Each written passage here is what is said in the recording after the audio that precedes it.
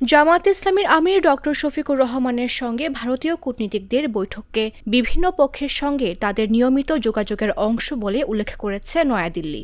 শুক্রবার নয়াদিল্লিতে সাপ্তাহিক ব্রিফিংয়ে ভারতের পররাষ্ট্র মন্ত্রণালয়ের মুখপাত্র রণধীর জয়সওয়াল এ কথা জানান। রাতে খবরটি প্রকাশ করে ভারতীয় সংবাদ মাধ্যম দ্য হিন্দু।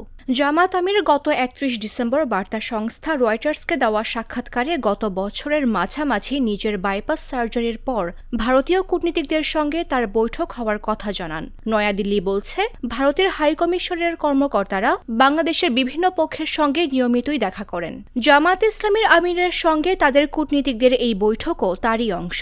পররাষ্ট্র মন্ত্রণালয়ের ব্রিফিংয়ে এদিন সাক্ষাৎকারটির প্রসঙ্গ টেনে ডক্টর শফিকুর রহমানের সঙ্গে বৈঠকটির বিষয়ে জানতে চাইলে মুখপাত্র জয়সওয়াল বলেন, ভারত ও বাংলাদেশের মধ্যে ঘনিষ্ঠ দ্বিপাক্ষিক সম্পর্ক রয়েছে।